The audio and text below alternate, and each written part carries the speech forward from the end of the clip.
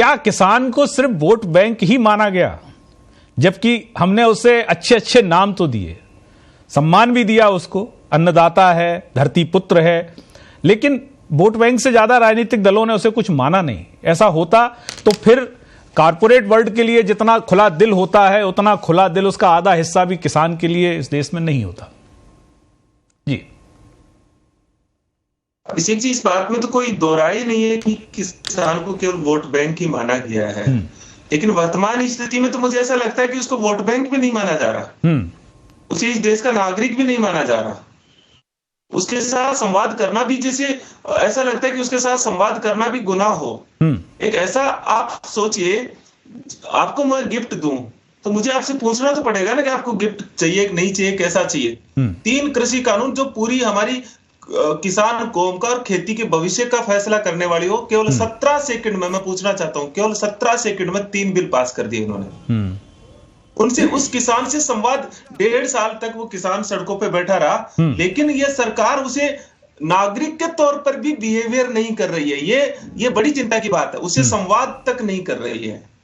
ये उसे केवल और केवल एक ऐसा खिलौना कि केवल मैं शब्दों से खिलौना दे दूंगी और उससे ये किसान बहलाता रहे, मतलब उसे नागरिक के तौर पर भी मानने के लिए सरकार नहीं है। मैं एक बात आपके सामने रख रहा हूं, कभी कॉर्पोरेट को तो आपने कभी सड़कों पर आंदोलन करते हुए नहीं देखा।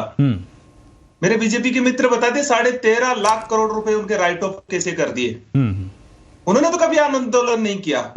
ये जो एमएसपी की बात कह रहे हैं, एमएसपी की बात नहीं कही गई है 2014 के घोषणा पत्र में भाई साहब।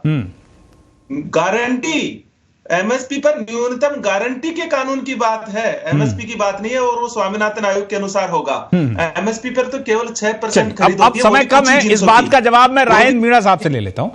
मैं आऊंगा यादव साहब, मीणा साहब।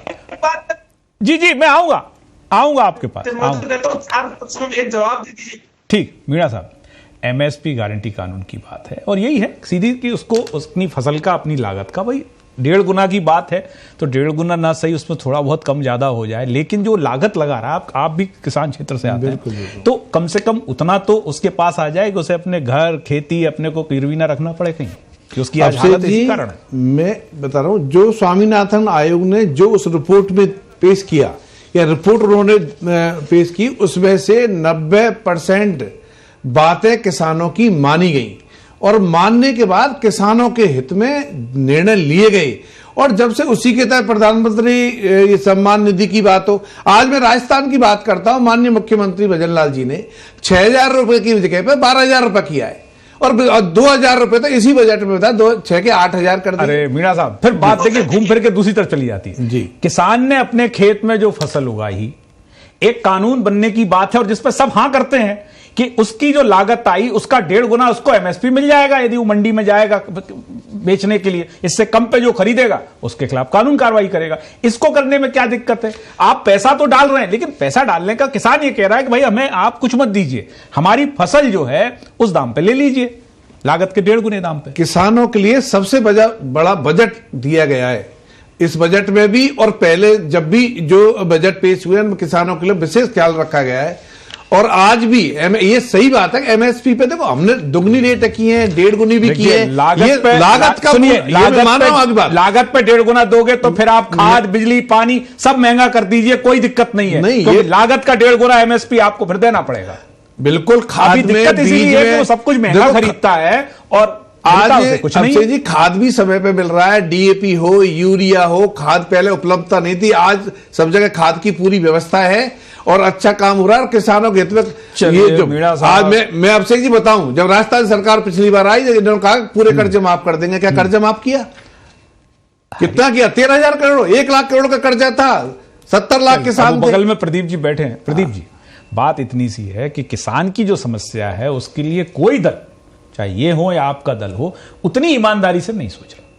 पिछली बार जब चुन के आए थे तो कहा गया था कर्जा माफ, फिर कर्जे माफ में फिर खोल खोल के चीजें बताई गई कि नहीं साहब ये वाला कर्जा माफ और ये वाला नहीं। अब किसान थोड़ी इतना जानता है। अभिषेक जी, जहां तक हमारी सरकार की बात थी, हमने कोऑपरेटिव बैंक के जो लोन थे वो हमने माफ किए थे, और जहां तक केंद्रीय बैंकों की बात थी तो उसमें हमने अपील सरकार से की थी कि वो बातचीत करके इस मामले को सुलझाए, लेकिन इसे पहल नहीं हुई। पर सवाल ये है कि मुद्दा यह है कि क्या ये सरकार किसी भी वर्ग से बातचीत करके इस समस्या का हल करने की सोचती है? ऐसा नहीं दिख रहा है। जब भी सरकार कोई नियम बनाती है उसमें बिना चर्चा किए अपनी तरफ से वो नियम बनाती है और उसे लागू कर देती है।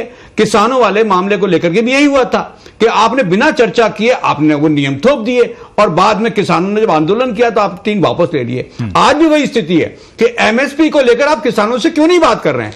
आप उन्होंने कह दिया कि भाई लागत का 1.5 गुना चाहिए, तो आप देखिए अब वर्तमान में आज एक खबर है कि आज $40 डीजल और पेट्रोल कीमत गिरी है अंतर्राष्ट्रीय बाजार में, और आप देखिए कि किसान की डीजल की जो खपत होती है वो डीजल से होती है। तो आप अगर देख रहे हैं कि जब आपको एक लाभ हो रहा है तो किसानों को राहत दीजिए, लेकिन उसे राहत नहीं मिल रही है, एमएसपी में उसे राहत नहीं मिल रही है। तो सवाल यह है किसान अपनी बात कहे तो उस पर आप जो उसको दमन की जो कार्रवाई कर रहे हो वो उचित नहीं, वो उचित नहीं।